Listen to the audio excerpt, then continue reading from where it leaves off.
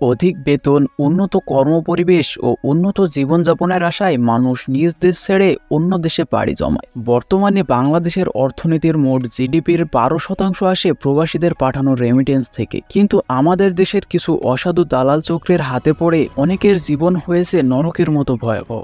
আজকের গল্পে আমরা একজন প্রবাসীর সাথে ঘটে যাওয়া ভয়াবহ সত্য ঘটনা সম্পর্কে জানব, যাকে বিদেশে যাওয়ার নাম করে মরুভূমির মাঝখানে পাচার করে দেওয়া হয়, যেখানে এক ফোঁটা পানির জন্য নির্মম অত্যাচার সহ্য করতে হতো।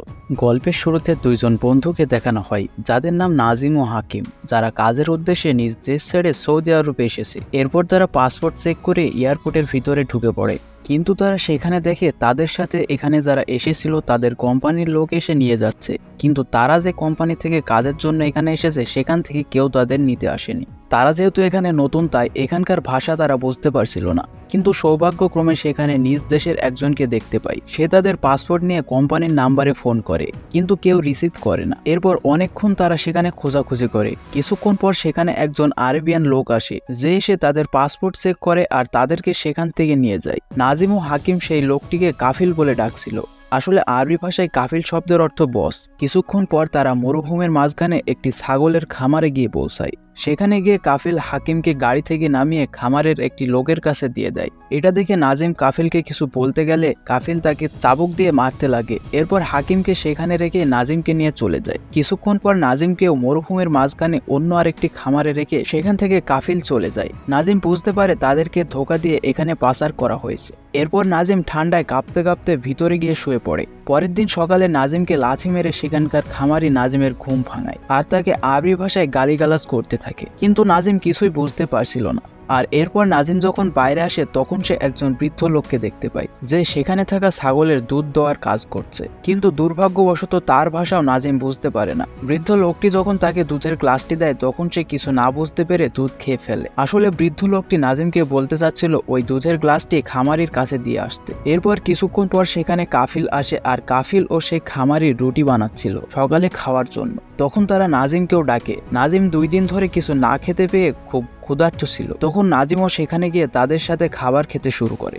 তখন নাজিমের চোখ দিয়ে অজরে অশ্রু ঝরতে থাকে। কিছুদিন পর সেই বৃদ্ধ লোকটি যখন মরুভূমির মাঝখানে ছাগল চড়াচ্ছিল তখন নাজিম বৃদ্ধ লোকটিকে এখান থেকে বেরোনোর রাস্তা সম্পর্কে জিজ্ঞাসা করে। এবার নাজিম বৃদ্ধ লোকটির ইশারা ইঙ্গিতে বুঝতে পারে এখান থেকে বেরোনোর কোনো রাস্তাই নেই। আর ওই বৃদ্ধ লোকটি এখানে কত বছর আছে তা তার মনে নেই, এমনকি তার নামটাও মনে নেই। এটা বুঝতে পেরে নাজিম অনেক ভেঙে পড়ে আর তার পরিবারের সাথে কাটানো সময়ের কথা মনে পড়ে। পরের দিন সেই খামারে পানি লোড করার জন্য একজন লোক আসে। নাজিম তার ভাষায় তার কাছে সাহায্য চায়। তখন সেখানে কাফিল চলে আসে। কাফিল তার কাছে থাকা বন্দুকটি দিয়ে তার মাথায় মেরে তাকে অজ্ঞান করে দেয়। এরপর আরও কিছুদিন কেটে যায় আর একদিন নাজিম জানতে পারে সেই বৃদ্ধ লোকটি আর বেঁচে নেই। এখন থেকে তাকে এই ছাগলগুলো দেখাশোনা করতে হবে আর এই জন্যই তাকে এখানে আনা হয়েছে। কিন্তু নাজিম এই সম্পর্কে কিছুই জানতো না।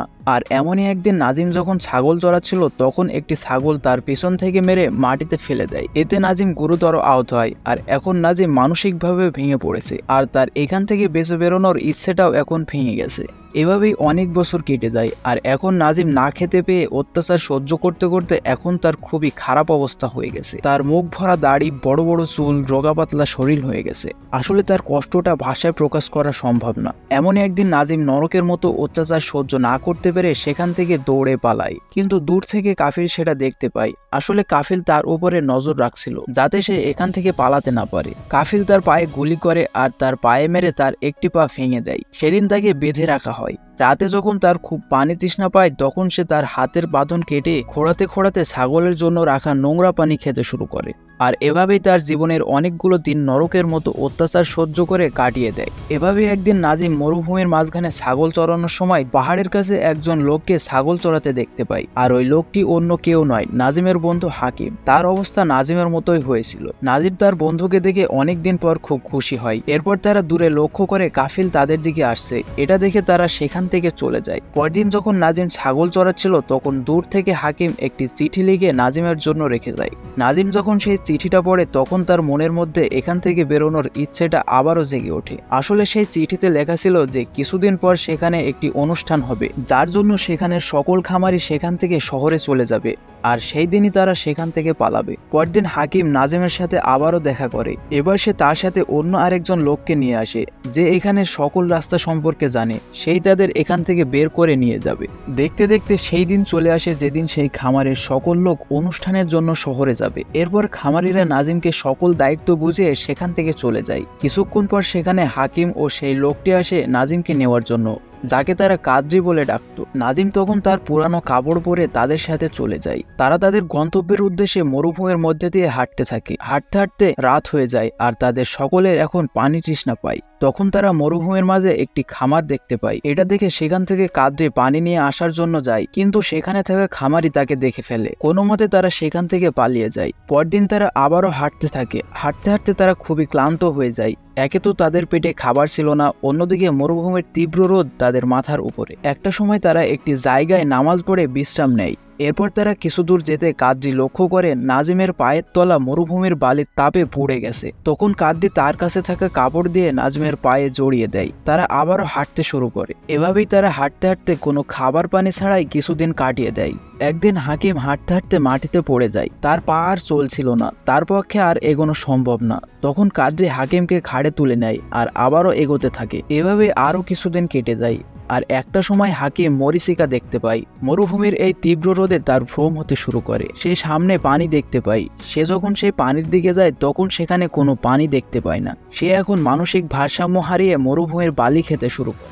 এর ফলে অতিরিক্ত বালি তার গলায় আটকে হাকিম মারা যায়। এর মাঝে সেখানে বালি ঝড় শুরু হয়ে যায় আর হাকিমের মরদেহ বালির নিচে চাপা পড়ে যায়। আর এখন নাজিমও হাল ছেড়ে দেয়। তখন কাদরি তাকে সাহস যোগায় আর আবারও তারা হাঁটতে থাকে। হাঁটতে হাঁটতে কাদরি তার সামনে একটি টিকটিকিকে দেখতে পায়। এরপর তারা যখন সেই প্রাণীটির দিকে যায়, তারা মরুভূমির মাঝখানে একটি পানি ভরা গর্ত দেখতে পায়। তখন নাজিম পানির দিকে ছুটে যায় পানি পান করার জন্য। তখন কাদরি তাকে আটকায়, কারণ হঠাৎ করে অনেক পানি একসাথে পান করলে তার মৃত্যু হতে পারে। কাদরি এরপর অল্প অল্প করে নাজিমকে পানি পান করায়। অনেকদিন পর পানি পান করে তারা শরীরে কিছুটা বল পায়। কাদরি সেখানে এক বিস্কিটের প্যাকেট সহ একটি বোতল দেখতে পায়, যেটা দেখে সে বুঝতে পারে তাদের থেকে মানব বসতি আর বেশি দূরে নেই। এরপর তারা সেদিন রাতে সেখানে বিশ্রাম নেয়। পরের দিন যখন নাজিমের ঘুম ভাঙে, সে সেখানে কাদরিকে দেখতে পায় না।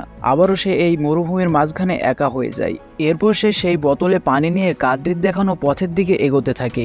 সামনে এগোতে এগোতে তার খুব পানি তৃষ্ণা পায় আর সে বোতলের সব পানি এক নিমেষেই পান করে ফেলে। কিছু দূর যেতেই তার শরীর দুর্বল হয়ে পড়ে আর এখন তার কাছে শেষ পানির বোতলটাও শেষ হয়ে গেছে। আর একটা সময় সে জ্ঞান হারিয়ে উপর থেকে পড়ে যায়। তার যখন জ্ঞান ফেরে, সে দেখে তার সামনে একটি রাস্তা চলে গেছে, যেটা দিয়ে সে শহরে যেতে পারবে।